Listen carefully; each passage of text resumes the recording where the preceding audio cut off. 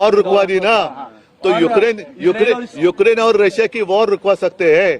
तो वो पापा को बोलो ना, वो पापा को बोलो कि पापा ये भी वॉर रुकवा दो। महाराष्ट्र में शुरू होने वाली है आर पार की लड़ाई, क्योंकि ये लड़ाई अब सिर्फ राजनीतिक लड़ाई नहीं है, ये लड़ाई अब अस्तित्व की लड़ाई है।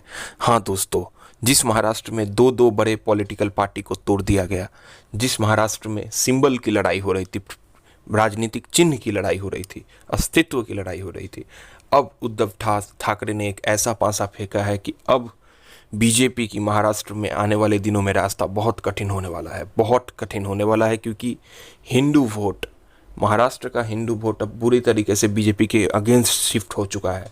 और क्या आने वाले दिनों में उद्धव ठाकरे, राहुल गांधी और शरद पवार की जो तीन टिकरी है, महाविकास आघाड़ी है, वो क्या आने वाले दिनों में बीजेपी की जो एनडीए अलायंस है उसको हरा पाएंगी, महायूटी अलायंस है उनको हरा पाएंगी?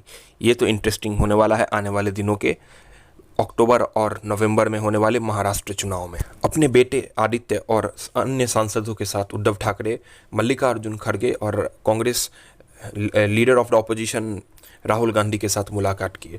दिल्ली की इस बैठक में जरूर सीट शेयरिंग की बात की गई, जिसको लेकर बीजेपी बहुत हद तक र्यूमर्स क्रिएट कर रहे थे, बहुत हद तक एक न्यूज़, एक फेक प्रोपागेंडा चलाया जा रहा था कि सीट शेयरिंग में महाविकास आघाड़ी में एक बहुत बड़ा द्वंद्व लग चुका है और सीएम फेस कौन होगा, इस पर भी एक प्रश्न चिन्ह चल रहा है।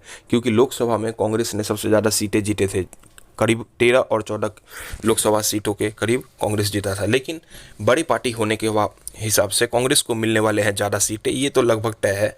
लेकिन 10-12 सीट के लिए बहुत टंज चल रहा था। तो क्या इस मीटिंग के बाद महाविकास आघाड़ी तैयार है अक्टूबर में अपना कैंपेन स्टार्ट करने के लिए? ये देखना थोड़ा बहुत इंटरेस्टिंग होगा दोस्तों। अजीत पवार और एकनाथ शिंदे, ये जो दो तोड़े हुए प्यादे हैं, ये किस तरीके से इस इलेक्शन में खेलने वाले हैं, इस इलेक्शन में उनका रोल होगा, ये बहुत इंपॉर्टेंट है। क्योंकि आरएसएस अजीत पवार के अगेंस्ट है। एकनाथ शिंदे का पॉपुलैरिटी महाराष्ट्र में दिन प्रतिदिन कमते जा रहा है, क्योंकि इकोनॉमिक सर्वे के अनुसार अगर देखा जाए तो एकनाथ शिंदे के सीएम टेन्योर में, सीएम दौर में बहुत हद तक महाराष्ट्र की इकोनॉमी बहुत हद तक नीचे गिरी है।